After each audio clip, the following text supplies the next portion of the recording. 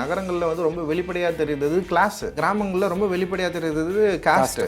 நான் யாருன்றதை நீ தெரிஞ்சுக்கிட்டு என்னை நீ அக்செப்ட் பண்ணுறல, அப்போ தான் இது வந்து காலியானதான் நான் நினைப்பேன். எதிர்க்கிற மனநிலை என்பது வந்து சாதி மனநிலைன்னு அப்படின்னு நீ சொல்லிட்டேன்னா, அப்போ உன்னை முதல்ல நீ வந்து மறு விசாரணைக்கு உட்படுத்தணும்னு நான் சொல்கிறேன். Hello and welcome to film company in south. வணக்கம். நான் வந்து first of all I want begin by thanking you. ஏன்னா நீங்கள் படங்கள் எடுக்க ஆரம்பித்தப்புறம் தான் என் வட்டத்தில் இருக்கிற நிறைய பேருக்கு வந்து இந்த மாதிரிலாம் கொஞ்சம் டிஸ்கஷன்ஸ் இருக்குது, ரீடிங்ஸ் இருக்குது, இவ்வளோ இஷ்யூஸ் இருக்குது, சில கோடிங்ஸ் இருக்குது, இது எல்லாமே கொஞ்சம் வெளிப்படையாக வந்தது. அதனால so I want thank you for using the cinema medium to kind of, because நிறைய பேர் வந்து சினிமா வச்சு எஜுகேட் பண்ணுறேன்னு சொல்கிறாங்க, but this was actually an education வாட்சிங் your films and more than that அந்த following discussion. So thank you for that. Thank you. So I want begin by asking about your office. Cinema director office இப்படி poster இல்லாமல் ஒரு வருகிறது, இல்லை release ஆன படங்கள் ஒன்றுமே இல்லாமல் இப்படி பார்க்குறது ஃபஸ்ட் டைம். ஏதாவது ஸ்டேட்மெண்ட் பண்ணுறீங்களா நீங்கள்? ஸ்டேட்மெண்ட் பண்ணல, ஆக்சுவலி எனக்கு அப்படி பண்ணணும்னு எனக்கு தோணலை ஃபஸ்ட்டு. அப்புறம் என்னென்னா, எனக்கு வந்து சினிமா ஆஃபீஸ் மாதிரி இருக்கக்கூடாதுன்னு நான் டிசைட் பண்ணுறேன். அதனால தான் காலையில் இப்போ கீழே வந்து ஒரு ரிசப்ஷன் ஹாலில் வந்து ஏன் லைப்ரரி நான் வச்சுருக்கேன்னா, வந்து உட்கார்ற ஒரு 10 நிமிஷத்துலையாவது இங்கே இருக்கிற புத்தகங்களை பார்க்கணும், அவங்களுக்கு அந்த புக்ஸ் கூட ஏதாவது ஒரு ரிலேஷன்ஷிப் உண்டாகணும் அப்படின்னு நான் நினைக்கிறேன். அதுதான் என்னுடைய ஒரு மெயின் இன்டென்ஷன் ஆக்சுவலி. அதுக்கு மீறி அதுக்கு மீறி வந்து என்னை ப்ரொஜெக்ட் பண்ணியிருக்கிற மாதிரியான வேலைகளை வந்து நான் இப்படி பண்ண அவசியம் இல்லைன்னு எனக்கு தோணுச்சு ஆக்சுவலி. அது என்னுடைய மூவியாக மட்டும் இருந்தால் போதும்னு தோணுச்சு. அதுக்கப்புறம் வந்து எனக்கு அது ஒரு அவசியமான தேவையான்னு கூட எனக்கு தெரியல, அந்த அளவுக்கு கூட நான் யோசிக்கல ஆக்சுவலி. அதனால தான் மேபி அப்படி இருக்கலாம். ஸோ ஒரு சின்ன ஃப்ளாஷ்பேக் போகலாம் சார், பிகாஸ் திஸ் இஸ் நீங்கள் ஃபஸ்ட்டு எப்போ ஜாதின்னு ஒன்று இருக்குங்கிறது உங்களுக்கு எப்போ எந்த வயசில் எப்படி தெரிய வந்தது? அது ரொம்ப கஷ்டம் தெரிஞ்சுக்கிறது ஆக்சுவலி. வந்து சாதி வந்து இந்த இஷ்யூவில் இப்படி தான் இருக்குது அப்படின்றத வந்து தெரிஞ்சுக்கிற மாதிரியான ஒரு நிகழ்ச்சி வந்து என் லைஃப்பில் நடந்ததா அப்படின்னா வந்து என்னால் வந்து ஒன்று அப்படின்னுலாம் சொல்ல முடியாது. ஸோ இது வந்து ஒரு ப்ராக்டிஸிங் லைஃப் ஆக்சுவலி. நான் சின்ன வயசுலேருந்து இதை நான் ப்ராக்டிஸ் பண்ணுறேன். ஜாதி அப்படின்றத வந்து நான் பிறந்ததுலேருந்து பை பர்த், என்னோடய பர்த்லேயே வந்து ஸ்டார்ட் ஆகுது. நான் எங்கே பிறக்கிறன்றதில் ஸ்டார்ட் ஆகுது. இப்போ எங்கள் ஊர் எடுத்துக்கிட்டால் நான் வந்து என் ஊர் வச்சு தான் நான் பேச முடியும். ஃபஸ்ட்டு வந்து எனக்கு என் ஊர் வந்து ரொம்ப இம்பார்ட்டன்ஸ். ஜாதியை நான் ஸ்டடி பண்ணதுக்கு வந்து எனக்கு என் ஊர் வந்து ரொம்ப முக்கியமானது. என் ஊரோட பேர் வந்து கரலப்பாக்கம் அப்படின்ற ஊர். அதுக்குள்ளே காலனின்னு ஒன்று இருக்குது. ஆனால் ஊர் காலனி அப்படின்றது வந்து ஏன் வந்து ரெண்டும் செப்ரேட்டாக இருக்குது அப்படின்றது வந்து நான் வளர்ந்ததுக்கப்புறம் தான் எனக்கு தோணுச்சே தவிர, நான் பிறகுறப்ப எனக்கு தோணியிருக்காது. ஆக்சுவலி நான் பிறந்தது வந்து கரலப்பாக்கம், அதாவது வெளியிலேருந்து கேட்குறப்போ கரலப்பாக்கம் அப்படின்றது ஒரு ஊர். ஆனால் கரலப்பாக்கன்ற ஊரில் நான் யாருன்னு கேட்டால் நான் வந்து காலனி அப்படின்னு சொல்லுவாங்க, காலனி சேரி சொல்லுவாங்க. ஓகே, அப்போ வந்து என்னென்னா, இப்போ ஊருன்ற அமைப்பே வந்து இங்கே என்னவா இருக்குதுன்னா ரெண்டாக இருக்குது, காலனி ஊராக இருக்குது. இப்போ ஊரில் யாரெல்லாம் இருக்கிறாங்க அப்படின்னா, ஊரில் வந்து இங்கே சொல்லப்படுற சோகால்டு அப்பர் காஸ்ட் அப்படின்றது வந்து எல்லாருமே இருக்கிறாங்க. அது வந்து என்னென்னா பிராமின்லேருந்து ஸ்டார்ட் ஆகுது. அப்போ இவங்க எல்லாமே ஊருக்குள்ளே இருக்கிற ஒரு ஜாதியாக இருக்கிறாங்க. காலனிலாம் யார் இருக்கிறாங்கன்னா வந்து பறையரும் அருந்ததியரும் இருக்கிறாங்க. அப்போ ஏன் இந்த டிஃப்ரென்ஷியேட், ஏன் இவ்வளோ வந்து செப்ரேட் அப்படின்றத யோசிக்கிறதுக்கு எனக்கு ஒரு ஸ்டடி தேவைப்படுது. நான் உடனே நான் பிறந்த உடனே இல்லை வந்து நான் ஒரு இஷ்யூ ஒன்று நடந்த உடனே எனக்கு வந்து இது புரியுதா அப்படிலாம் கிடையாது. ஃபர்ஸ்ட்டு வந்து வந்து இது வந்து ஒரு ஃப்ளாஷிக் ஒரு தத்துவமாக எனக்கு இது புரியல, வாழற லைஃபாக தான் எனக்கு வந்து புரிஞ்சுது. அப்போ நம்ம 2 பேரும் தனியாக வாழறோம், 2 பேருக்கும் தனித்தனி கோயில்கள் இருக்குது, தனித்தனி தெருக்கள் இருக்குது. ஆனால் வந்து நான் வந்து இப்போ காலனிக்குள்ளே இருக்கிறப்போ கிடைக்கிற எனக்கு ஒரு மட்டற்ற மகிழ்ச்சி, ஒரு சுதந்திரம், அந்த தெருவை என்ன தான் நான் வந்து புரிஞ்சுக்கிறது. அந்த மரம் என்னுடையதாக வந்து நான் வந்து அந்த மரத்துக்கு கீழே விளையாடுறது, மரத்தை நான் வந்து சொந்தம் கொண்டாடுறது, அந்த டேப்புக்குள்ளே வர குழாய் தண்ணியை வந்து நான் வந்து வாய் வச்சு குடிக்கிறது, இது எல்லாமே எனக்கு ஒரு பெரிய சுதந்திரத்தை நான் காலனியில் எனக்கு தருது. அதே ஊருக்குள்ளே போகிறப்ப எனக்கு அது கிடைக்காம போகுது. அப்போ அங்கே வந்து இருக்கிற மரம் வந்து ஒரு அச்சுறுத்துறதா, ஒரு பயமாக இருக்குது. ஸ்ட்ரீட் வந்து என்னுடையதாக இல்லை. நான் போயிட்டு நிற்கிற கடையில் வந்து ஒரு பொருள் வாங்குறப்போ நான் மீட் பண்ணுற ஒரு டிஸ்கிரிமினேஷன். அப்புறம் வந்து ஸ்கூலுக்கு பக்கத்தில் இருக்கிறப்ப தண்ணி தாகெடுக்கிறப்போ போய் கேட்குறப்போ நடந்த ஒரு விஷயம், இது எல்லாமே வந்து சின்ன வயசுலேயே வந்து எனக்குள்ளே வந்து ஏதோ ஒரு விதமான வந்து டிஃப்ரென்ஷியேட்டை எனக்கு வந்து சொல்லி கொடுத்தது. அந்த தண்ணி தாகம் கேட்ட விஷயம் என்ன சொல்லுங்கள்? இல்லை இது எல்லாமே நான் நான் தான் சொல்கிறேன் பை ப்ராக்டிஸிங். அதான் இது வந்து ஒரு மென்ஷன் கிடையாது, இதுதான் அப்படின்றது கிடையாது. எல்லாமாவே ஜாதியாக இருந்ததுன்னு நான் சொல்கிறேன். தனி சுடுகாடுகள் இருந்தது, 2 தனி சுடுகாடுகள் இருக்குது. அப்புறம் வந்து தபால் நிலையங்கள் இருக்கிறப்போ அதை என்ன எப்படி வந்து வரவேற்றுது அப்படின்னு ஒன்று இருக்குது. இதெல்லாம் நிறைய, ஏன்னா வந்து இது ஒரு விஷயமா சொல்ல முடியாது, எல்லாமே ஜாதியாக இருக்கிறப்போ வந்து இது என்னென்னா ஒரு லைஃப். நான் எனக்கு வந்து ஒரு பகுத்தறிவு உண்டாகிற வரைக்கும் இதில் வந்து ஆனால் நான் வேறு இவங்க வேறு அப்படின்னு டிஃப்ரென்ஷியேட்டாக லைஃபே சொல்லி கொடுக்குது. நான் வாழற அந்த சிஸ்டமே எனக்கு வந்து சொல்லி கொடுத்துருக்கு. அப்போ அந்த சிஸ்டத்தை வந்து நான் புரிஞ்சுக்கிறதுக்கே எனக்கு ஒரு டைம் தேவைப்படுது. ஆனால் புரிஞ்சுக்க வந்த டைமில் இப்போ நான் வந்து எனக்கு ஒரு அறிவு ஒரு அரசியல் அறிவோ இல்லை சமூகம் சம்மந்தமான ஒரு அறிவோ எனக்கு கிடைக்கிறப்போ நான் இது எல்லாத்தையும் ரீகலெக்ட் பண்ண வேண்டியதாக இருக்குது. அப்போ எல்லாத்தையும் நான் ஸ்டடி பண்ணுறப்போ அப்போ ஒவ்வொரு விஷயமும் வந்து இதனால தான் நடந்திருக்குன்றதே என்னால் வந்து புரிஞ்சுக்க முடிஞ்சுது ஆக்சுவலி. பட் ஆனால் நீங்கள் ஸ்கூலில் இருக்கிறப்போ வளர்கிறப்போ இது தனி தெரியுது. பட் அதுக்கு அது யார்கிட்ட அதை இப்போ கேட்டிங்களா, ஏன் இந்த மாதிரி இருக்குது அப்படின்ட்டு? டெஃபினட்டாக கேட்டிருப்பேன். இப்போ எங்கள் அப்பா கிட்ட கேட்டிருப்பேன். எங்கள் அப்பா நான் சொல்கிறேன், ஆமாப்பா அது அப்படி தான்பான்னு சொல்லுவார். ஏன்னா யாருக்கும் வந்து இது இதனால தான் நடக்குது இதுதான் அப்படின்னு இன்றைக்கு வரைக்கும் சொல்ல முடியாதுல்ல. இது வந்து மனித சமூகம் தோன்ற காலத்துலேருந்து வந்து நம்ம வந்து மனுஷன் என்றைக்கும் வந்து கேப்சர் பண்ணி அடிமைப்படுத்தலாம், மனிதனுக்கு கீழே வந்து ஒரு அதிகாரத்தை நம்ம உண்டு பண்ணலான்னு சொல்லிட்டு எனக்கு ஒரு மனிதன் யோசிக்க ஆரம்பித்தானோ அப்போது வந்து அதிகாரம் என்பது பல்வேறு நிலைகளாக மாறி மாறி மாறி ஒரு கட்டத்தில் சாதியாக மாறி இருக்கிறதுக்கு வாய்ப்பு இருக்குது. அந்த சாதியாக மாறினதுக்கப்புறம் வந்து அது ஒரு ப்ராக்டிஸாக மாறி இருக்குல்ல. அந்த ப்ராக்டிஸை வந்து புரிஞ்சுக்கிறது அப்படின்றது வந்து சாதாரண ஒரு பொது மனநிலை உடையவர்களால் அது வந்து முடியாது. இன்னொரு விஷயம் வந்து இந்த ப்ராக்டிஸை வந்து ஒரு மதத்தின் அடிப்படையில் கடவுளின் தத்துவத்தின் அடிப்படையில் நமக்கு சொல்லிக் கொடுக்குறப்போ வந்து இது என்ன ஆகுதுன்னா வந்து சில பேருக்கு வந்து போன ஜென்மத்தில் செஞ்ச தவறுனால நம்ம இப்படி பிறந்திருக்கலாம் அப்படின்னு தோணுது. சில பேருக்கு வந்து கடவுளுடைய பிறப்பு வந்து இப்படி ஒன்று இருக்குதுன்னு சொல்லிட்டு ஒரு மித்தை வந்து ஃபாலோ பண்ண வேண்டிய தேவை இருக்கிறதுனால வந்து இப்போது சில பேரெல்லாம் வந்து இதை வந்து அண்டர்ஸ்டாண்ட் பண்ணுறதுல பெரிய பிரச்சனை இருந்திருக்கும். அப்போ நான் கேட்குற கேள்விக்கு வந்து எங்கள் அப்பாவால் வந்து என்ன சொல்லியிருப்பார், ஆமாப்பா அவங்க வந்து அப்பா கேஸ்ட்டு நம்ம வந்து லோ கேஸ்ட்டு அப்படின்னு சொல்லிட்டு ஒரு சின்ன ஒரு வார்த்தையில் வந்து இது கடந்து போகிற இடமா கூட இருந்திருக்கலாம். ஆனால் அதை பீட் பண்ணுறதுக்கு ஒருத்தர் இருக்கிறாரு, பீட் பண்ணவர் ஒருத்தர் இருக்கிறாருன்னு சொல்கிறதுல இருக்குதுல்ல, அதுதான் புரட்சியாளர் அம்பேத்கரை வந்து எனக்கு இன்ட்ரடியூஸ் பண்ணது. இப்போ இந்த மாதிரி ஒரு சிஸ்டத்தை உடைச்சதில் வந்து நம்ம முன்னாடி இருக்கிற மிக முக்கியமான மாடலாக வந்து புரட்சியாளர் அம்பேத்கர் இருக்கிறாரு அப்படின்றது வந்து என்னோட லைஃபே தான் எனக்கு சொல்லி. யாரோ ஒருத்தர் வந்து இவர் தான் அம்பேத்கர் நீங்கள் பாருங்கள்லாம் சொல்ல.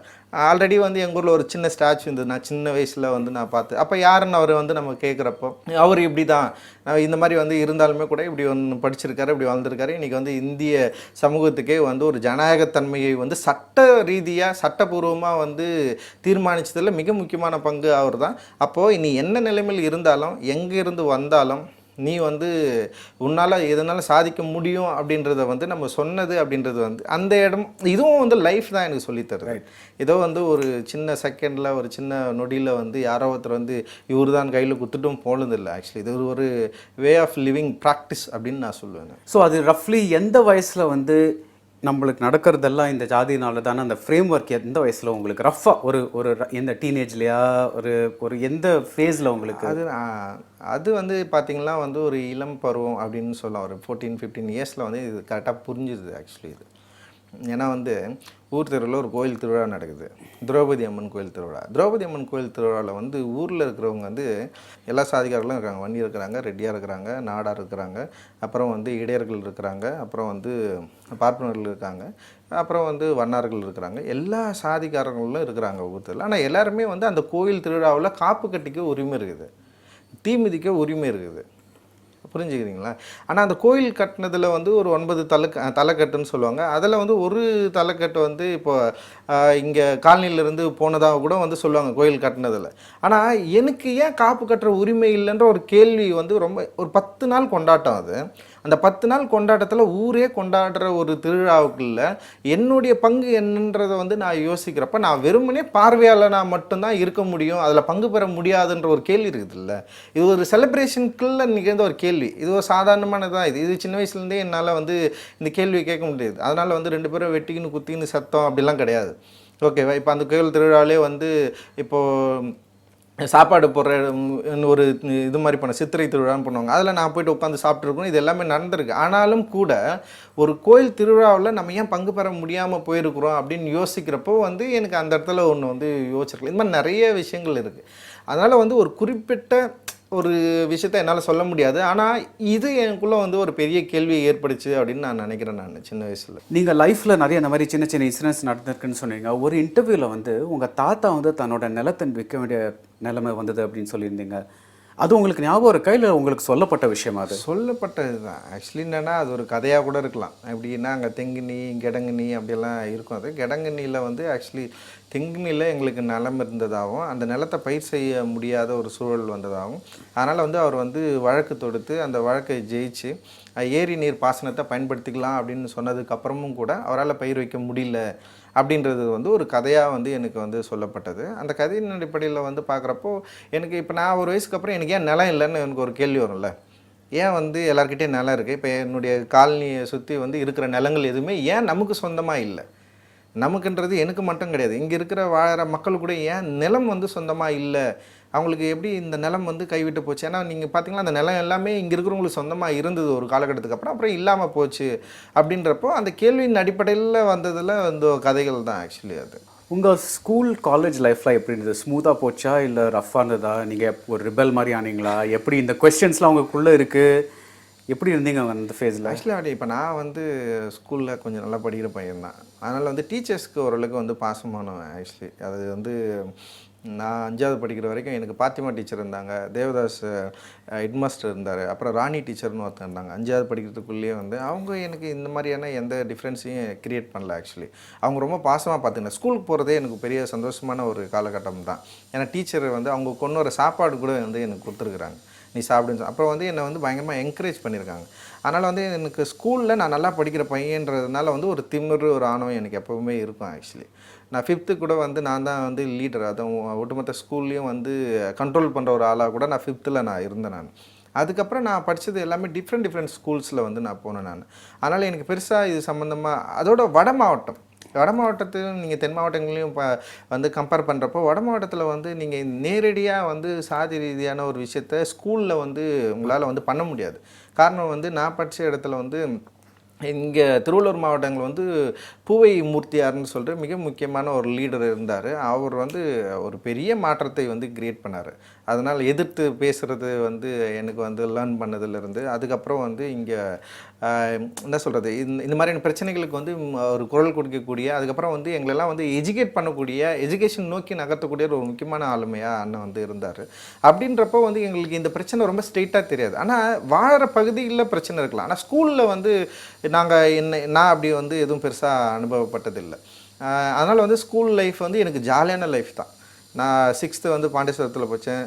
அப்புறம் 7வது 8வது 9வது வந்து ஆவடியில் படித்தேன், காமராஜ் நகர் ஸ்கூல், எல்லாமே கவர்மெண்ட் ஸ்கூல் தான். அப்புறம் 10th வந்து வெங்கலில் படித்தேன். 11th 12th வந்து வெள்ளியூரில் படித்தேன். இங்கே படித்த எல்லா இடமும் வந்து ஸ்கூல் எனக்கு ஒரு பெரிய ஒரு சந்தோஷத்தையும் கொண்டாட்டத்தையும் கொடுத்தது தான் அப்படின்னு தான் நான் நினைக்கிறேன். அப்புறம் 12th அப்புறம் வந்து நான் வந்து ஒரு 2 வருஷம் ஊரில் சுற்றிட்டு இருந்தேன். அதுக்கப்புறம் தான் காலேஜுக்குள்ளே வந்தேன்.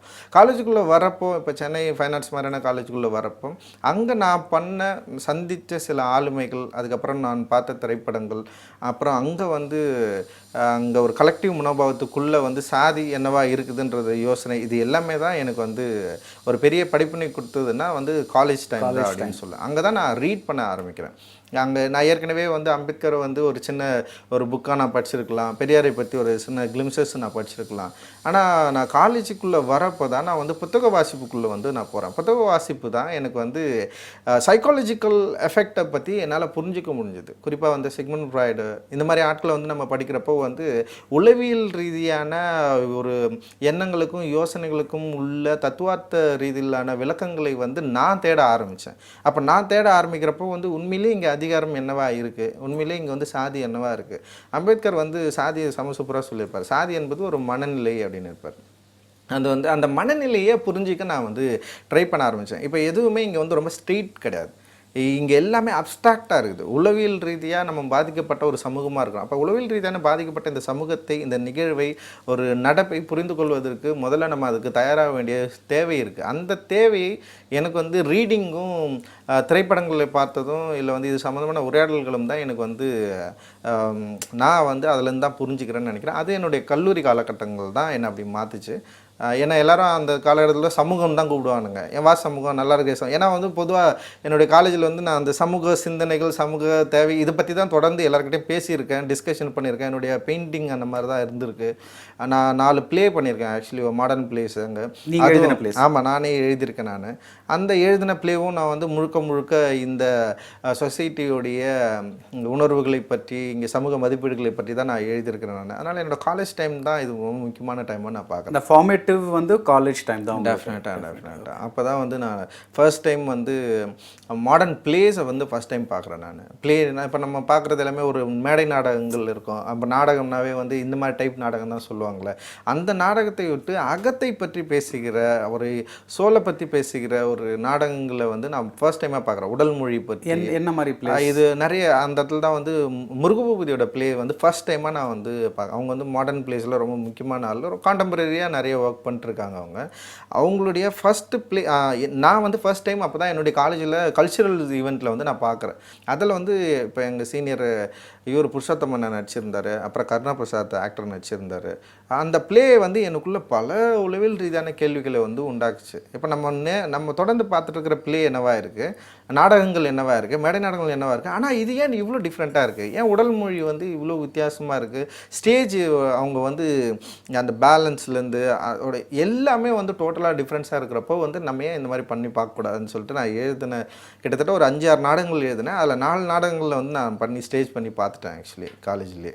ஸோ அதான் ஒரு ஃபவுண்டேஷன் மாதிரி. அதுதான் வந்து என்னை வந்து கலை இலக்கிய ரீதியாக என்னை வந்து என் மைண்டில் இருக்கிற ஃபார்மை நான் வந்து பெயிண்டிங்காக பார்க்குற ஒரு இடத்துல இருந்ததுலேருந்து இன்னொரு ஃபார்முக்கு என்னை வந்து தள்ளி விட்டது வந்து என்னுடைய கல்லூரி காலகட்டம். பிகாஸ் ஃபைன் ஆர்ட்ஸில் முக்கால்வாசி பேர் வந்து அந்த பெயிண்டிங் அந்த மாதிரி தான் பண்ணுவாங்க இல்லையா? அந்த பிளேஸ், சினிமாலாம் அப்படி கிடையாது. ஃபைன் ஆர்ட்ஸை பொறுத்த வரைக்கும் எல்லாமே இருக்கும் ஆக்சுவலி. ப்ளே இருக்கும், சினிமா டிரெக்டர்ஸ் நிறைய பேர் இருக்காங்க. குறிப்பாக வந்து நடிகர் சிவகுமார்லேருந்து, வாலியிலேருந்து, அப்புறம் வந்து எக்கச்சக்கமான பேர் வந்து எங்கள் காலேஜ்லேருந்து போனவங்க இருக்காங்க. அதனால் வந்து சினிமாவுக்கும் எங்களுக்கும் ஒரு சின்ன கனெக்ஷன் இருக்கும். நிறைய பேர் சினிமா டிரெக்டராக இருக்கிறவங்க, இவங்களாக இருக்கிறவங்களாம் அடிக்கடி காலேஜுக்கு வந்துட்டு போவாங்க. அவங்கள பார்க்குறப்போ நம்ம காலேஜ்லேருந்து சினிமாவுக்கும் போகலாமா அப்படின்ற ஒரு தாட்ஸ் வந்து வரும். அதே நேரத்தில் வந்து நிறைய ஆர்டிஸ்ட்டு வந்து இருக்கிறாங்க, இன்டலெக்சுவல்ஸ் இருப்பாங்க, அவங்களும் வந்து அடிக்கடி பேசுவாங்க. அதனால் வந்து எங்கள் காலேஜ் வந்து ஒரு பயங்கர கலெக்டிவாக இருக்கும் ஆக்சுவலி. வெறுமனே ஆர்டிஸ்ட்டு உருவாக்குற இடமா மட்டுமே இல்லாமல், வெறும் ஆர்டிஸ்ட்னா பெயிண்ட், அதை படம் வரைகிறவங்களை மட்டும் இல்லாமல் கலைஞர்களை உருவாக்குற ஒரு இடமா அது இருந்தது ஆக்சுவலி. நீங்கள் அந்த வட மாவட்டம் தென் மாவட்டம்னு சொன்னீங்க இல்லையா? அதை பற்றி ஒரே ஒரு கொஸ்டின். நிறைய பேர் வந்து ட்வீட்ஸ்லலாம் நீங்கள் பார்க்கலாம், அதாவது சென்னை மாதிரி இடத்துலலாம் டிஸ்கிரிமினேஷனே இல்லை, டிஸ்கிரிமினேஷன்லாம் ஊரில் தான் இருக்கும் அப்படின்னு. அதுக்கு என்ன, அது உங்கள் எக்ஸ்பீரியன்ஸில் எப்படி இருந்திருக்கு? இல்லை, இது இப்போது நான் என்ன சொல்கிறேன்னா வந்து இங்கே டிஸ்கிரிமினேஷன் அப்படின்றது வந்து படித்தவர்களை அப்புறம் வந்து மாடர்னை பொறுத்து வந்து அதை தன்னை அப்ரிகேட் பண்ணிக்கும். எப்போவுமே வந்து அது ஒரே மொழியில் அது இருந்ததே கிடையாது. நீங்கள் ஆதி காலத்தில் வந்து மனித சமூகம் தோன்றப்போ வந்து எப்படி டிஸ்கிரிமினேஷன் உண்டாகிருக்குன்னா அது வேறு ஒரு ஃபார்ம். இன்றைக்கி வந்து வட மாவட்டமோ தென் மாவட்டம் இல்லை வந்து நகரங்களில் வந்து டிஸ்கிரிமினேஷன் இருக்குது அப்படின்றது வந்து வேறு ஒரு ஃபார்ம். ஆக்சுவலி மாடர்னிட்டி இது இங்கே இருக்கிற ப்ராக்டிஸையும் மாடர்னாக மாற்றுது. அது வந்து வெவ்வேறு லாங்குவேஜை ரீப்ரொடியூஸ் பண்ணுது. ஓகே, பார்வையை ரீப்ரொடியூஸ் பண்ணுது. உன்னுடைய ஐடியாலஜி வந்து இப்போது இருக்கிற இந்த மாடர்னிட்டி ஐடியாலஜிக்குள்ளே வந்து நீ நினைக்கிற அந்த டிஸ்கிரிமினேஷனை அவன் வேறு ஒரு இடத்துல வந்து இம்போஸ் பண்ணுறான். அதனால் வந்து இன்றைக்கி வந்து கிராமங்கள் வேறு, நகரங்கள் வேறுன்னு சொல்லிட்டு நம்ம ரெண்டையும் பிரிச்சிட முடியாது. இப்போ நகரங்களில் வந்து ரொம்ப வெளிப்படையாக தெரியுது கிளாஸு, ஓகேங்களா? நீங்கள் கிராமங்களில் ரொம்ப வெளிப்படையாக தெரியுது காஸ்ட்டு. ஓகே, காஸ்ட்டுக்குள்ளே இருக்கிற கிளாஸை பிரிக்கவே முடியாமல் அங்கே கஷ்டப்படுறாங்க. ஆனால் நகரத்தில் வந்து கிளாஸை ஈஸியாக வந்து இங்கே வந்து பிரிக்க முடியும் இங்கே.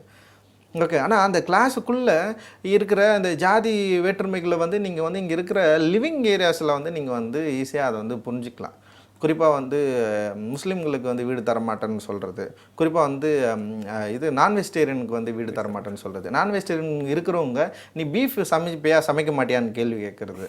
இங்கே நிறைய பேர் வந்து பீஃப் சமைக்கிறதே வந்து பயங்கரமாக பயந்தெல்லாம் சமைப்பாங்க இதுவா அப்படின்னு சொல்லிட்டு. ஆனால் கிராமங்களில் அப்படி கிடையாது, வெளிப்படையாக இருக்கும். அது அங்கே வெளிப்படை, இங்கே வந்து மறைக்கிறது தான் மாடர்ன் ஆக்சுவலி. நான் வந்து வெள்ளையாக இருக்கிறேன்னா கருப்பாக இருக்கிறேன்னா அப்படின்றதுல வந்து இங்கே யாரும் வந்து என்னை வந்து கண்டுக்க முடியாது. வந்து ஃபஸ்ட்டு பேசணுன்னு நீ யாருப்பான்னு கேட்பாங்க.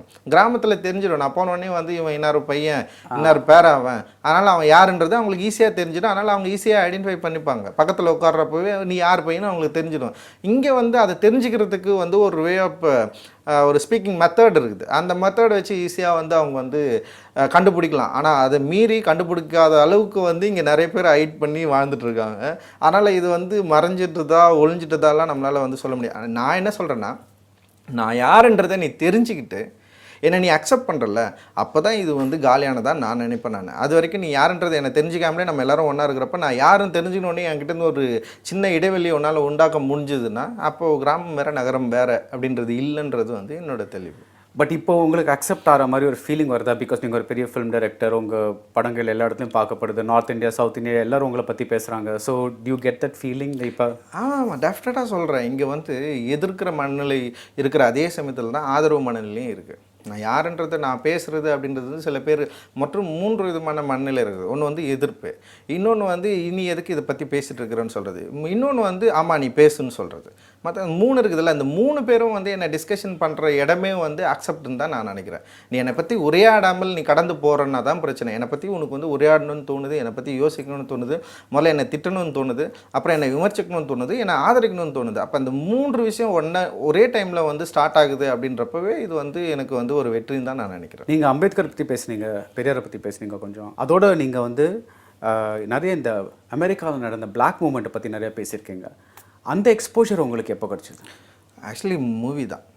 டெஃபினட்டாக வந்து நான் பார்த்த ஸ்பைக் லீயோடைய மால்கம் மேக்ஸ், ஆக்சுவலி அந்த படம் வந்து எனக்குள்ளே வந்து ஒரு மிகப்பெரிய மாற்றத்தை உண்டாக்குச்சு அப்படின்னு நான் நினைக்கிறேன். ஆக்சுவலி வந்து இந்த புக்கு படிக்கிறது தான் இது என்னை அங்கே நோக்கி கொண்டு போச்சுன்னு நான் நினைக்கிறேன். ஆக்சுவலி வந்து இந்த பிளாக் சினிமாவை பற்றி யாரோ எழுதியிருந்தாங்க. நான் காலேஜ் படிக்கிற டைமில் சிற்றிதழ்களை அதிகமாக வாசிப்பேன். காலச்சுவடு, உயிர்மை, தீரா நதி, அப்புறம் சினிமா சம்மந்தமான நிழல் பத்திரிகை. இப்போ இது எல்லாமே நான் தலித் முரசு முக்கியமாக. இப்போ இந்த மாதிரி சிற்றிதழ்களை நான் வாசிக்கிறப்ப இது வந்து எனக்கு இப்போ தலித் முரசு வந்து முழுக்க அரசியல் சார்புடைய ஒரு பத்திரிகையாக இருக்கும். ரொம்ப இது வந்து இப்போ காலச்சுவடு, உயிர்மை இதெல்லாம் வந்து இலக்கியம் ப்ளஸ் வந்து அரசியல் இதை டிஸ்கஷன் பண்ணுறதா இருக்கும். இப்போ சினிமா சம்மந்தமான சிற்றிதழ்களும் அந்த டைமில் நிறைய வந்துட்டு இருக்கு. இன்னொரு செந்தில்நாதன் ஒரு பத்திரிகையை கொண்டு வந்திருந்தார். அப்போ நிறைய இருந்தது இந்த மாதிரியான இதழ்கள்லாம் இருக்கிறப்ப நான் தொடர்ந்து வாசிக்கிறப்போ இப்போ வந்து என்னென்னா வெளிநாட்டு திரைப்படங்களில் நமக்கு வந்து பார்க்குறதுக்குமான ஒரு அண்டர்ஸ்டாண்ட் பண்ணுறதுக்குமான புரிஞ்சுக்கிறதுக்குமான ஒரு வெளி வந்து கிடச்சி. அப்படி தான் நான் வந்து மால்கம் எக்ஸை வந்து ஃபஸ்ட் டைம் பார்த்தேன்.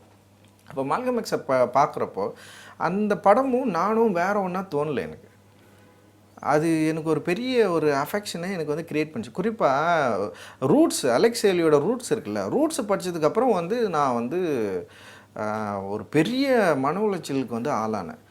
எங்கேயோ இந்த கண்டம் வேறு, அந்த கண்டம் வேறு, அப்படியே வந்து ஒரு பெரிய ஒரு கேப் இருக்குது. ஆனால் அந்த இடத்துல நான் வாழ்ந்த வாழ்க்கையை ஒருத்தன் வாழ்ந்துருக்கிறான், ஒரு அப்ரெஷனுக்குள்ளே அவன் இருந்திருக்கிறான், அவனுடைய என் லைஃபும் வேறு ஒன்றும் இல்லைன்றப்போ வந்து எனக்கு ஈஸியாக என்னை வந்து பிளாக்ஸோடு என்னால் வந்து கனெக்ட் பண்ணிக்க முடிஞ்சுது. ஆக்சுவலி அலெக்ஸ் ஹேலியில் வர அவ்வளோ அந்த ரூட்ஸில் வர அவ்வளோ கேரக்டர்லாம் வந்து பயங்கரமாக இருந்திருக்கும். ஒவ்வொரு முறையும் தப்பிச்சு போகிறது, மாட்டிக்கிறது, இந்த மாதிரி விஷயங்கள்லாம் வந்து பார்க்குறப்போ வந்து அப்படியே எனக்கு வந்து இங்கே வந்து இந்திய சுதந்திர போராட்ட காலகட்டத்துக்கு முன்னாடி கம்பெனி ஆட்கள் வந்து இங்கேருந்து மக்களை வந்து ரீஅலோகேட் பண்ணுறாங்க.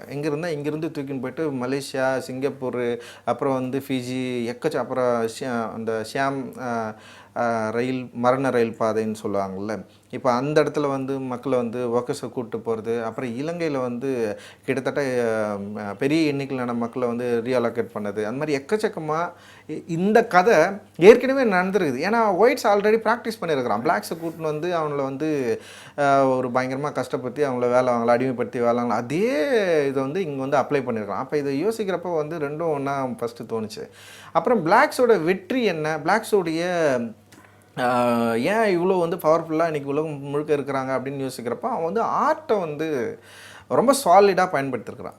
ஓகே, மாவோ வந்து ஆர்ட்டை வந்து ஒரு முக்கியமான பொலிட்டிக்கல் வெப்பன் சொல்கிறாரு, ஒரு அரசியல் ஆயுதம்னு சொல்கிறாரு. அப்போ அந்த அரசியல் ஆயுதம் வந்து ரொம்ப கரெக்டாக பயன்படுத்தினது என்ன கேட்டிங்கன்னா வந்து பிளாக்ஸ்.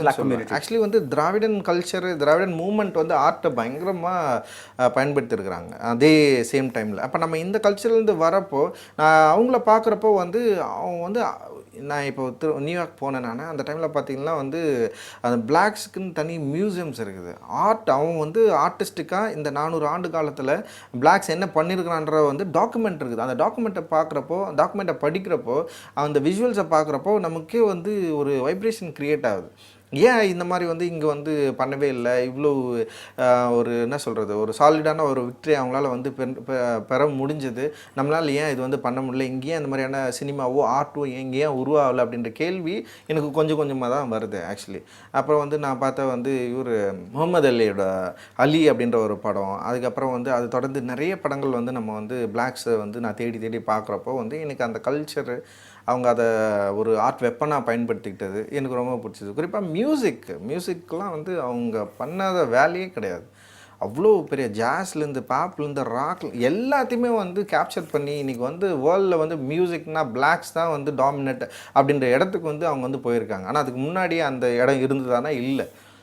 இது ஏன் நான் சொல்கிறேன்னா வந்து ஒரு அப்ரேஸ்டு கம்யூனிட்டி இவ்வளோ வந்து ஒடுக்கப்பட்டிருக்கிறவங்க தங்களுடைய மொழியின் வழியாக மிகப்பெரிய ஒரு பொதுத்தன்மைக்குள்ளே வந்து நம்மளால் போராட முடியும்.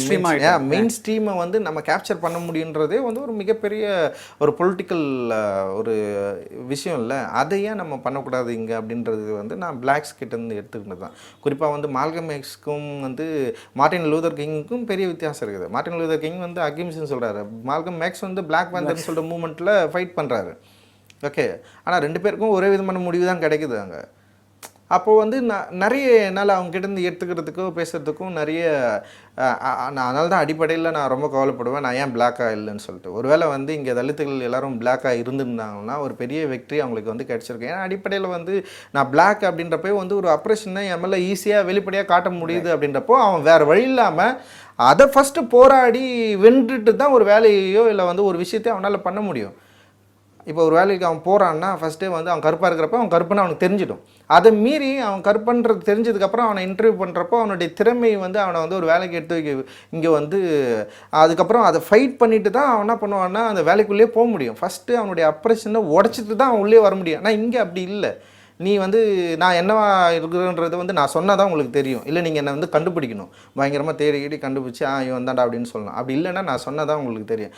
இந்த ஐட் இருக்குல்ல, நீ உன்னை என்னவா இருக்கிறன்றதே வந்து மறைச்சிக்கிட்டு நீ ஒரு வாழ்க்கையை வாழ முடியும், இந்த அடிமைத்தனத்தை வந்து நீ தோல்லையே சுமந்துக்கிட்டே வந்து நீ சொஃபஸ்டிகேட்டடாக வாழ்ந்து முடிக்க முடியுன்ற ஒரு ஈஸியான மெத்தட் இருக்குல்ல, இதுதான் இன்றைக்கி இந்திய உலகத்தில் வந்து இந்த ஆப்ரேஷனை இதை வந்து அக்செப்ட் பண்ணிக்கிட்டு வாழறோட இடமா இருக்கோ அப்படின்றது வந்து என்னுடைய நான் அப்படி யோசிக்கிறேன்னு நான் நினைக்கிறேன். ஆக்சுவலி இப்போ நீங்கள் வந்து this a great point, because நீங்கள் சொல்கிறீங்க இப்போ உங்களுக்கு முன்னாடி சினிமா துறையில் நிறைய பேர் வந்து இந்த நீங்கள் சொல்கிற ஹைட் இந்த சொல்லிக்காமல் அந்த மாதிரி அவங்க வேலையை மட்டும் தான் பார்த்துக்கிட்டு அப்படியே போயிருக்காங்க.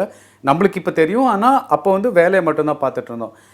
இப்போ you could have chosen that path. இல்லை நீங்களும் அந்த மாதிரி போயிட்டு நான் என் படம் தான், நான் இந்த இஷ்யூலாம் எந்த பிரச்சனையும் இல்லாமல் கொஞ்சம் நல்லா இருந்திருக்கலாமே. இவ்வளோ பெரிய இது நம்ம சுமக்க வேண்டிய அவசியம் இல்லை ஆக்சுவலி, அப்படி இருந்திருந்தா.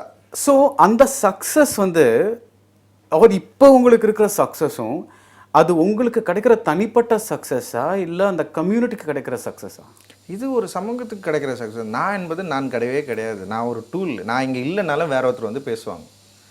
இந்த இடத்துல வந்து நான் தான் பேசியிருக்கிறேன், நான் தான், அப்படி கிடையவே கிடையாது. இது வந்து இந்த ஏரியாவில் இப்படி எமர்ஜ் ஆகி ஒருத்தன் வருவான், நான் இல்லைனாலும் இன்னொருத்தன் வந்திருப்பான், நான் இல்லைனாலும் இன்னொருத்தன் பேசியிருப்பான். இது ஒரு அப்ரெஸ்டோட குரல், என்னைக்குனாலும் வெடிச்சு தான் தெரியும். அதான் ஏன் இவ்வளோ நீங்கள் வர மட்டும் ஏன் வரவே இல்லைன்னு அது உங்களுக்கு ஒரு யோசிச்சிருக்கீங்களா? மெத்தடு தான் இது. நான் நம்புகிற ஃபிலாசபிக்கல் தான் இது வந்து என்னை வந்து பேச வைக்குது.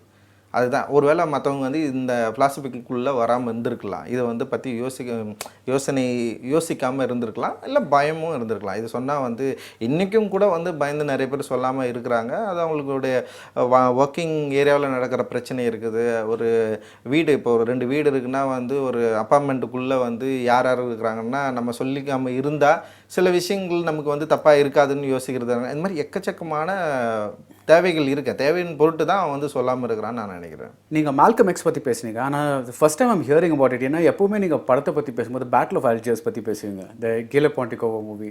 அதுவும் காலேஜில் பார்த்ததா? ஆமாம், அதுவும் காலேஜில் பார்த்தது தான்.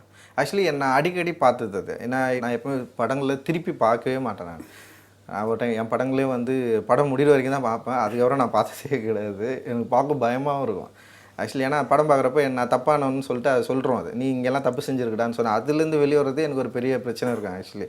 அதனால் வந்து நான் வந்து ஒரு டைமுக்கு அப்புறம் படம், ஆனால் கொஞ்ச நாள் கழித்து பார்ப்போம், 2 வருஷம் கழித்து பார்த்தா பரவாயில்லடா நம்ம நல்ல படம் தான் எடுத்துருக்குறோம் அப்படின்ற மாதிரி எனக்கு சில கான்ஃபிடென்ட்டாக கொடுத்துருக்கு என்னுடைய மூவி. அந்த மாதிரி வந்து எனக்கு ரொம்ப பிடிச்ச படங்கள்னு சொன்னால் வந்து ஆல் டைம் ஃபேவரட் அப்படின்னா ஒரு 2-3 படங்கள் நான் சொல்லுவேன். அதில் பேட்டில் ஆஃப் அல்ஜீரியஸ்க்கு வந்து ரொம்ப முக்கியமான இடம் இருக்குது. ஒரு இப்போ 1963 காலகட்டத்தில் தான் அந்த படம் எடுக்கிறாங்க. சம காலத்தில் அங்கே நடந்த ஒரு காலனி ஆதிக்கத்துக்கு எதிராக போராடின அல்ஜீரியஸை முடக்கிறது தான் அந்த படத்தோடைய ஆக்சுவலி வந்து அந்த படத்தோட போஸ்டர்ஸ்லேயே வந்து ஃப்ரெஞ்சோடைய அந்த யூன் தான் வந்து போட்டிருப்பாங்க. ஆக்சுவலி வந்து அவருடைய படம் தான் இருக்கும் அதில். ஆனால் அதை மீறி எனக்கு அந்த படம் ஏன் அவ்வளோ பயங்கரமாக ஈர்த்ததுன்னா ஆப்போசிட் கதை இருக்குல்ல. ஃப்ரெஞ்சோடைய காலனி ஆதிக்கத்துக்கு எதிராக அல்ஜீரியஸ் நிகழ்த்திய அந்த போராட்டம் இருக்குதுல்ல, அந்த போராட்டம் வந்து தான் இந்த உலகத்துடைய மிக உன்னதமான ஒரு அப்ரெஷன் வந்து தொடர்ந்து பண்ணிருக்கிற போராட்டமாக நான் வந்து நினைக்கிறேன். நான் அந்த படம் பார்க்குறப்போ எனக்கு அப்படியே வந்து இலங்கையை வந்து என்னால் கனெக்ட் பண்ணிக்க முடிஞ்சது. அப்படியே வந்து எல்லாத்தையும் என்னால் வந்து கனெக்ட் பண்ணிக்க முடிஞ்சது. அந்தளவுக்கு இருந்தது. பேசிக்கலி வெறுமனே வந்து கதை சொல்லல் வெறுமனே அந்த கதைக்காக மட்டுமே இல்லை, அந்த படமாக்கப்பட்ட விதம் நீங்கள் பாருங்கள். நிறைய ஷாட் ஆக்சுவலி ஹேண்டில்டில் வந்து பண்ணியிருப்பாங்க. அந்த டைமில் லென்த் ஷாட்டு பண்ணியிருப்பாங்க. அதெல்லாம் எப்படி பண்ணானுங்க அந்த காலகட்டத்தில்னு தெரியாது. அவ்வளோ டெக்னிக்கலாக அவ்வளோ ஸ்ட்ராங்காக இருக்கும்.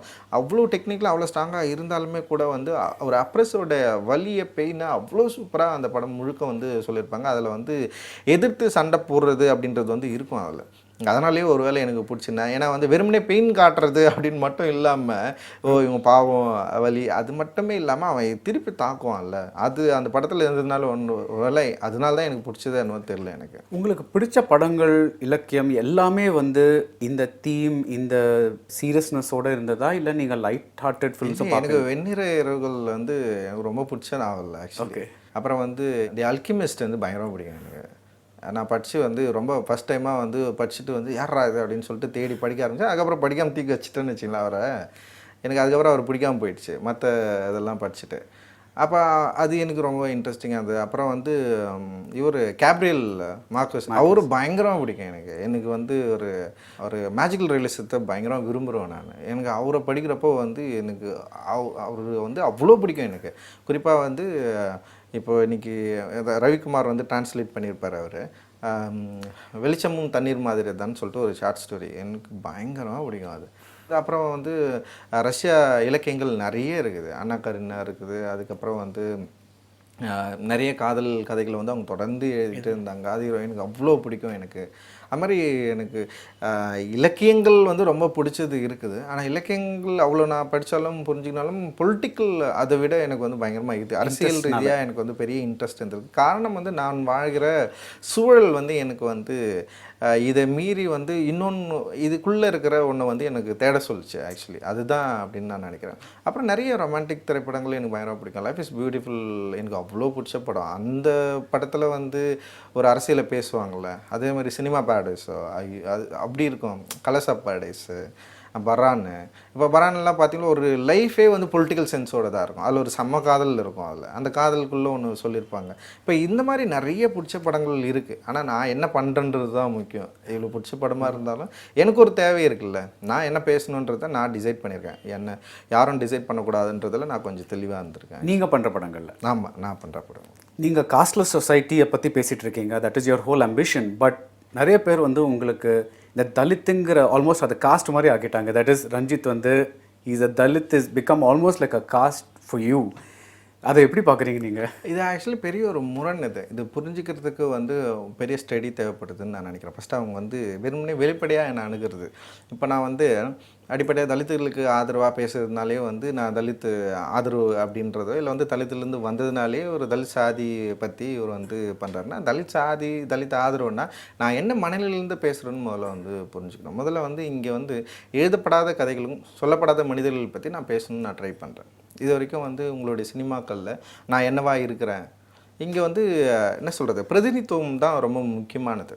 ஓகே, ஒரு சமூகத்தில் பல்வேறு இனக்குழுக்கள் இங்கே வாழ்ந்துட்டுருக்காங்க. அந்த இனக்குழுக்களுக்கு பற்றி படம் எடுக்கிறப்போ என்னுடைய பிரதிநிதித்துவம் என்னவா இருக்குதுன்றதை நான் வந்து கேள்வி கேட்குறேன். இப்போ நீங்கள் என்ன சொல்கிறீங்கன்னா, என்னை வந்து கல்ச்சுரலிஸ்ட்டு, அப்புறம் வந்து என்னுடைய இங்கே ஒட்டுமொத்தமாக இவன் வந்து ஒரு ஆளே இல்லைன்றது தொடர்ந்து உங்களுடைய போர்ட்ரேட் இருக்கிறப்போ நான் ஏன்னு கேள்வி கேட்குறேன்.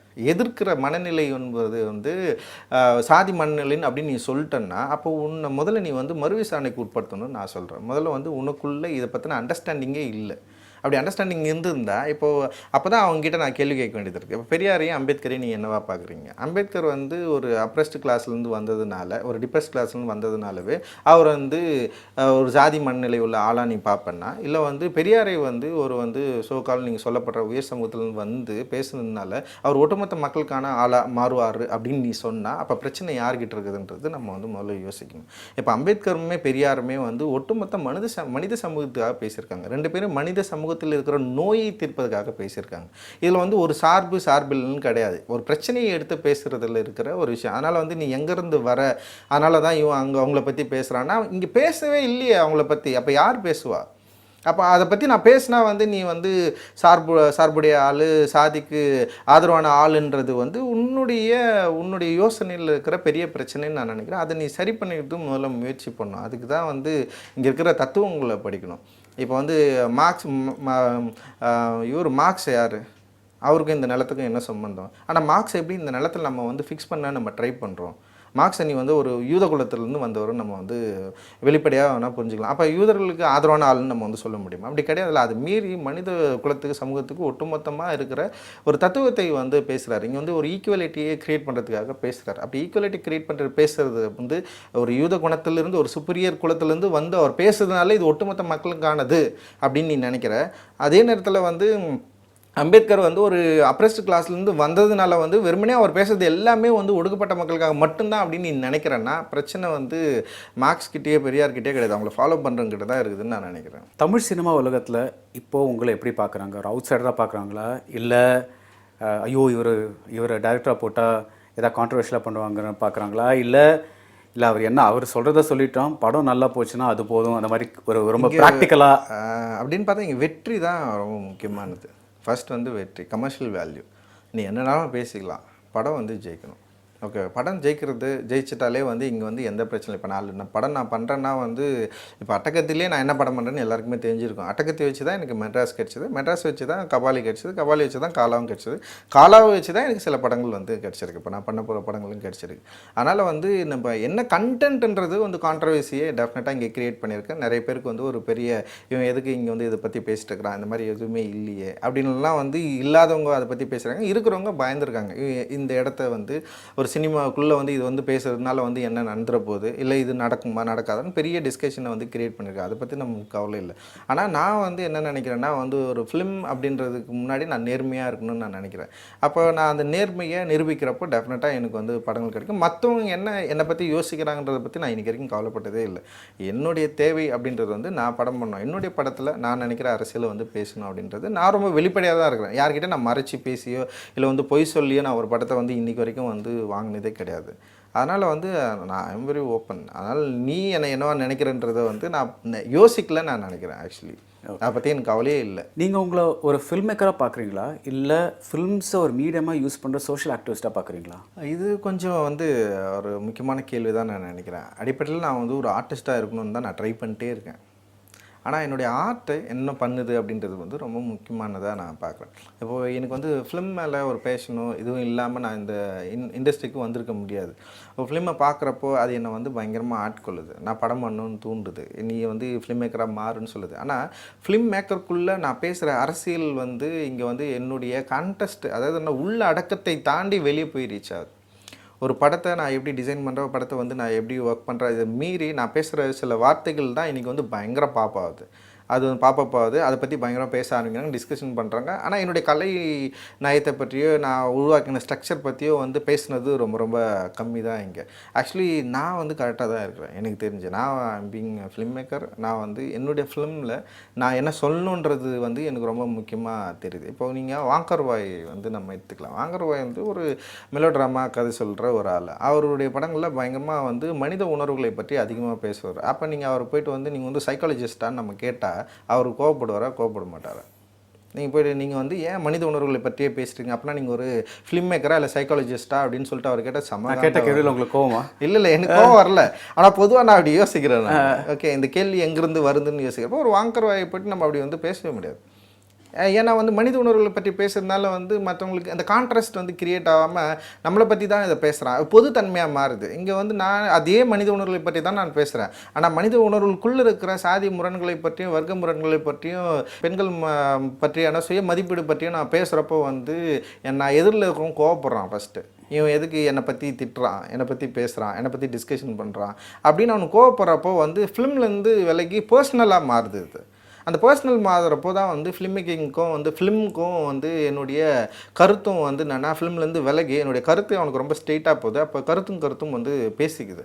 பேசுகிறப்போ அவன் என்ன பண்ணுறான்னா ஃபிலிம்லேருந்து விலகி வந்து அந்த கருத்தை வந்து இப்போ என்னை வந்து அப்போஸ் பண்ணுறதுக்கும் இதை டிஸ்கஷன் பண்ணுறதுக்குமான இடமா மாற்றிக்கிறான். ஓகேவா? இது ஒரு செம்ம சூப்பரான ஒரு ஆர்டிஸ்டிக் ஒரு என்வரன்மெண்ட்டாக நான் வந்து பார்க்குறேன். அது இந்த மாதிரியான படங்களில் நான் நினைக்கிற ஒரு ஃபிலிமிங் சென்ஸுக்குள்ளே இது வந்து எக்ஸ்பெண்ட் ஆகுது அப்படின்றப்போ ரொம்ப சந்தோஷமான விஷயம் தான் ஆக்சுவலி. நான் அதே கொஸ்டின் இன்னொரு வாட்டி கேட்குறேன். That is I ask you if your filmmaker are you see yourself as a social activist. But அது இல்லாமல் இப்போ அந்த உங்களோட கருத்துக்கள் அந்த சோஷியல் ஆக்டிவிசம் இல்லாமல் ஒரு படம் வெறும் நீங்கள் சொல்கிற மாதிரி வெண்ணிற இரவுகள், ஒயிட் நைட்ஸ் அந்த மாதிரி ஒரு படம் பண்ணுற இன்ட்ரெஸ்ட் இருக்கா உங்களுக்கு? அதாவது வெறும் ஆர்ட்டை வச்சு பண்ணுற படம்? நான் பண்ணுறதே ஆர்ட்டு தான். இல்லை வெறும் ஐம் டாக்கிங் அபவுட் உங்களுக்கு ஈடுபாடு இல்லாத ஒரு லவ் ஸ்டோரி. ஜஸ்ட் 2 பேர் லவ் பண்ணுறாங்க, பட் அவங்க வந்து நான் சொல்கிறேன்ல, இந்த சமூகத்தில் எந்த நிகழ்வுமே எந்த அரசியல் பின்புலம் இல்லாமல் நடக்கவே இல்லை. ஓகே ஓகே எல்லாத்துலேயுமே ஒரு பொலிட்டிக்கலான ஒரு கதை ஸ்டோரி இருக்குது. ரொம்ப சிம்பிளாக ஒரு மரம் எனக்கு என்னவா இருக்குதுன்னு நான் யோசிக்க ஆரம்பிக்கணும். ஓகேவா? ஒரு ஊரில் ஒரு மரம் இருக்குது. நான் ஒரு ஆர்டிஸ்டிக்காக இப்போ வந்து அதாவது சமூகத்துடைய பார்வை மறந்தவன் தான் ஒரு மரத்தாவே காட்ட முடியும். பிளைண்ட் அவன் ஒரு பிளைண்டான ஒரு ஆள். அவன் ஒரு மரத்தை வெறுமனே மரத்தா பார்க்குறவன் பார்வையற்றவன் நான் சொல்கிறேன். நான் ஒரு பனைமரம் எங்கள் ஊரில் இருக்குது, ஒரு ஒண்டி பனை மரம் இருக்குது. அந்த ஒண்டி பனை மரத்துக்கு பின்னாடி 1000 கதைகள் இருக்குது. ஒரு ஒயிட் ஷார்ட்டில் வெறுமனே மரத்தை காட்டிட்டு வந்து இது ஒரு மரம்னா அந்த மரத்தை பற்றி எனக்கு ஒரு 1000 கதைகள் இருக்குது. அந்த கதை ஒண்டி பனை மரம்னா பனை மரத்தில் பேய் இருக்கும். அந்த பேய் யார் எந்த செத்தாங்க ஒரு கதை இருக்குது. எனக்கு ஒவ்வொரு ஆப்ஜெக்டுக்குள்ளேயும் கதை இருக்குது.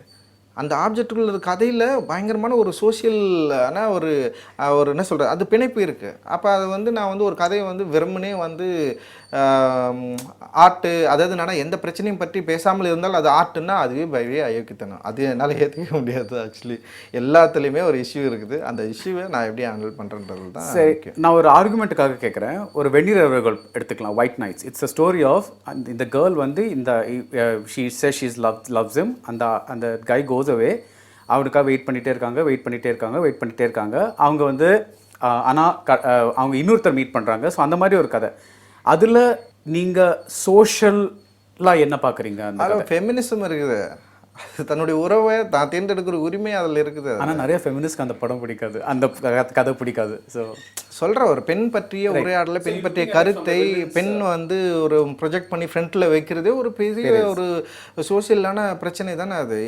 எப்படி வந்து அந்த டைமில் வந்து ஆண்களை பற்றி கதைகள் இருக்கிறப்ப பெண்களை கதாநாயகியாக ஒரு கதையை உருவாக்குறதுன்றதே ஒரு பெரிய ஒரு. ஆனால் இது என்னென்னா சில பேர் தெரிஞ்சு செய்வாங்க, சில பேர் தெரியாமலே செய்வாங்க. அது வந்து இருக்குது. அப்போ தெரியாமல் செய்கிறத விட தெரிஞ்சு செய்கிறது ரொம்ப முக்கியமானதுன்னு நான் நினைக்கிறேன்.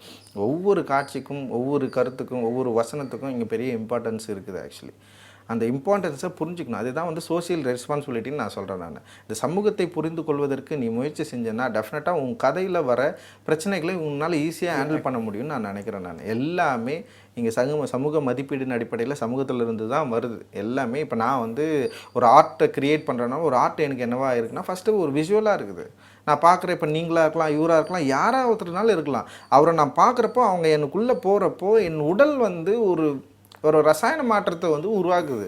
எனக்குள்ளே இருக்கிற மூளை இது எல்லாமே வந்து நான் படித்த படிப்பினை இது எல்லாமே எனக்குள்ளே வந்து ஒன்று உருவாக்கி அது வேறு ஒன்றா வெளியே வரப்போ வந்து நீங்கள் யாருன்றது நீங்கள் நினச்சிருக்கிறீங்களா, நான் அதை அப்படியே வேறு ஒன்றா போர்ட்ரேட் பண்ணுறதுக்கு எனக்கு ஒரு என்ன சொல்கிறது மைண்டு என்னை வந்து வேறு ஒன்று வந்து உருவாக்கி வச்சுருக்கு அப்படின்னு நான் நினைக்கிறேன். நான் அப்போ வந்து வெறுமனே பரத்வாஜ் ரங்கன் அப்படின்றவர் வந்து வெறுமனே பரத்வாஜ் ரங்கன் மட்டுமே கிடையாது. அவர் பின்னாடி வந்து அவரை புரிந்து கொள்வதற்கு அறிந்து கொள்வதற்கு இன்னொரு கதை இருக்குதுன்னு நான் என்னால் வந்து சொல்ல முடியும்னு நான் நினைக்கிறேன். நான் இது வந்து என்னுடைய வியூ. ஆக்சுவலி நீங்கள் வியூஸ்ன்னு சொல்கிறீங்க, இது மட்டும் நிறைய வியூஸ் சொல்லியிருக்கீங்க. அது வந்து நிறைய கான்ட்ரவர்ஷியலாக இருக்குது, பிரச்சனை சர்ச்சைக்குரியதாக இருக்குது. இப்போ நீங்கள் ராஜராஜ சோழன் பற்றி இப்போ பேசியிருக்கீங்க. அது வந்து நீங்கள் பேசும்போதே அது வந்து ஒரு சர்ச்சைக்குரிய விஷயமாக இருக்கும்னு உங்களுக்கு தோணிச்சா, இல்லை அது அப்படி எனக்கு தோணலை. ஏன்னா ராஜராஜ சோழன் பற்றி நான் ஃபஸ்ட்டு சர்ச்சைக்குரிய கருத்து இங்கே பேசலை. இதுக்கு முன்னாடி நிறைய பேர் பேசியிருக்காங்க. ஓகேவா? அது வந்து ஏன் வந்து நான் பேசுனது இவ்வளோ பெரிய டிஸ்கஷன் ஆச்சு, இதுக்கு பின்னாடி என்ன அரசியல் இருக்குது அப்படின்றது வந்து இங்கே இருக்கிறவங்க எல்லாருமே முதல்ல புரிஞ்சுக்கணும் ஃபஸ்ட்டு. அதுவே நிறைய பேர் தெரியாமல் வெறுமனே வந்து இது நான் ஏதோ ஃபஸ்ட் டைம் நான் பேசுனது மாதிரியும், இதுக்கு முன்னாடி ராஜராஜ சோழன் பற்றி யாரும் வந்து பேசாத மாதிரியும் ஒரு பிம்பத்தை வந்து கிரியேட் பண்ணுறது அப்படின்றது வேற ஒன்று. அப்புறம் இதோட தேவைகள் வேற ஒன்று. இப்போ முதல்ல என்னை எதிர்க்கிறது யாருன்னு நம்ம வந்து பார்க்கணும். என்னை எதிர்த்து வந்து எழுதுறது யார், இவங்கெல்லாம் ஏன் எந்த அடிப்படையில் எல்லாரும் ஒன்று சேர்றாங்க அப்படின்றத வந்து நம்ம பார்க்கணும். அதனால் வந்து ராஜராஜ சோழன் பற்றி பேசுவதற்கு எனக்கு எல்லா உரிமையும் இருக்குது. ராஜராஜ சோழன் ஆட்சியின் கீழ் வந்து இருந்த மக்கள் அப்படின்ற இடத்துலேருந்து எனக்கு பேசுறதுக்கான எல்லா உரிமையும் இருக்குன்னு அப்படி தான் நான் அதை பேசினேன். அதனால் சர்ச்சையை உருவாக்கணும் திட்டமிட்ட அதுக்குன்னு சொல்லலை. ஆனால் நீங்கள் பேசும்போது உங்களுக்கு தோணுச்சாவோ நம்ம பேசுறது ஒரு அப்படியெல்லாம் எனக்கு எதுவும் தோணல. நான் உண்மையை பேசுறதுனால நான் எப்பவும் பயப்பட மாட்டேன். ஆக்சுவலி இப்போ உங்களுக்கு பேர் இருக்குது, புகழ் இருக்குது, எல்லாருக்கும் பாரஞ்சித்னா யாருன்னு தெரியும் இருக்குங்க. ஓகே, ஐ மீன் இல்லைன்னு சொல்கிறீங்களா? எனக்கு தெரியல, அது புகழ் அப்படின்ற வார்த்தையெல்லாம் தெரியல. ஓகே, எனக்கு தெரியும் எல்லாருக்கும். அது புகழ் தானேங்க. ஓகே. ஸோ அதனால் நீங்கள் வந்து இந்த கூகை திரைப்பட இயக்கம், இந்த காஸ்ட்லெஸ் கலெக்டிவ், இதெல்லாம் நீங்கள் வந்து எனக்கு இவ்வளோ கிடச்சிருக்கு, ஸோ நான் சமூகத்தை கொஞ்சம் திருப்பி கொடுக்கணும், அந்த மாதிரி கொண்டு வந்த ஒரு சோஷியல் ரெஸ்பான்சிபிலிட்டிக்காக க்ரியேட் பண்ணதா? உண்மை அது. புரட்சியாளர் அம்பேத்கர் அதுதான் சொல்கிறாரு. உனக்கு என்ன கிடைச்சிருக்கோ அது வந்து உனக்கு பின்னாடி இருக்கவங்களுக்கு நீ வந்து உண்டாக்கணும் அப்படின்னு தான் சொல்கிறாரு. சமீபத்தில் கூட நான் ஒரு கூகி வாத்தியாங்கோடைய சிலுவையில் தொங்கும் சாத்தான்னு சொல்லிட்டு ஒரு நாவல் படிக்கிறப்போ ஃபஸ்ட்டு வந்து என்ன சொல்கிறாரு அப்படின்றது ரொம்ப அந்த நாவல் ஆரம்பிக்கிறது செம்ம சூப்பரானது. அதாவது உனக்கு முன்னாடி நிறைய குழிகள் இருக்குது. ஓகேவா? அந்த குழிகளை வந்து மூடிட்டு இதெல்லாம் எதுவுமே இல்லை அப்படின்னு சொல்லிட்டு இந்த கதையை சொல்லாமலே வந்து ஒரு சமூகத்தை நீ கூட்டி போக வேண்டியது கிடையாது உன்னுடைய வேலைன்றார். அப்போ அவர் என்ன சொல்கிறாருன்னா, உனக்கு முன்னாடி நிறைய குழிகள் இருக்குதுன்னு சொல்லிட்டு அந்த குழிகளை நீ முதல்ல காட்டு எல்லாருக்கும். அப்போ காட்டினா தான் அந்த குழிகளுக்குள்ளே சிக்காமல் அவன் நடந்து வருவதற்கான பாதையை அவன் வந்து உண்டாக்க முடியும். இல்லை நீ போகிறப்போ இந்த குழிகள்லாம் இருக்குன்றத மூடிட்டாவது நீ போகணும். போகிறப்போ தான் அவன் பின்னாடி வர முடியும். அப்படி இல்லைனா இவ்வளோ குழிகள் இருக்குது, நீ இந்த சைடு போயிட்டு அப்படி ரீச் ஆகும்னு சொல்லிட்டு நீ சொல்லாதுன்னு சொல்லிட்டு ஒரு சம தத்துவமாக தான் வந்து ஆரம்பிப்பார். அப்போ நான் என்ன சொல்கிறேன்னா, எனக்கு போகிறதுக்கான ஒரு பாதை உண்டாகிருக்கு. அந்த பாதை வழியாக நான் போகிறப்போ அதில் இருக்கிற குழிகளை நான் வந்து மூடிட்டு எனக்கு பின்னாடி வரவங்களுக்கான வழியை உண்டாக்குற வேலையை நான் வந்து செய்கிறேன். அது என்னால் முடிஞ்ச அளவுக்கு அதை பண்ணிருக்கேன். ஆக்சுவலி உங்களோட இல்லை உங்களுக்கு அப்புறம் இந்த நீங்கள் ஆரம்பித்த வேலையை கண்டினியூ பண்ணுறதுக்காக நீங்கள் திரைப்படத்துலேயோ இல்லை திரைப்படத்துக்கு வெளியிலையோ யாரையாவது ஒரு நிறைய பேரை க்ரூம் பண்ணிட்டு வரீங்களா? அதுவாக நடக்குது. ஆக்சுவலி இப்போ நான் டெஃபினட்டாக வந்து ரஞ்சித் அப்படின்ற தனி மனிதனை முன்னிறுத்தி எதுவுமே நான் பண்ணல. நான் வந்து இப்போ என்ன வந்து பயங்கர ப்ரோக்ரெசிவாக ஃப்ரண்ட்டில் வச்சு நான் தான் இதை பண்ணணும்லாம் கிடையாது. நான் ஒன்று பண்ணுறேன், அதை எல்லாருக்கிட்டையும் கொடுத்துட்றேன். நான் அது ஆரம்பிக்கிறது வேணால் என்னோடய இப்போ நான் இது எல்லாமே இப்போ யோசிச்சது கிடையாது. நான் காலேஜ் டைம்லேருந்தே யோசிச்சுருக்கேன். நான் இதெல்லாம் நம்ம பண்ணணும், ஒர்க் அவுட் பண்ணிங்க.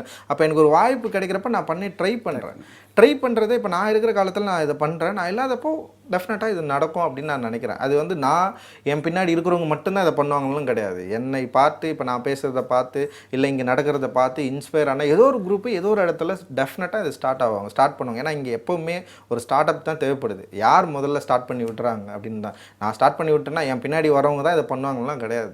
இன்றைக்கி வந்து தர்மபிரபுன்னு சொல்லிட்டு ஒரு படம் வந்திருக்கு. அந்த படத்தில் வந்து புரட்சியாளர் அம்பேத்கர் பற்றின ஒரு டிஸ்கஷனை வந்து வைக்கிறாங்க. இது வந்து நான் என்னை பார்த்ததும் கிடையாது, என்கிட்ட பேசுனதும் கிடையாது அவர். ஓகேவா? எங்கேயோ ஆனால் வந்து அவருக்கு ஏதோ தோணுது இல்லை.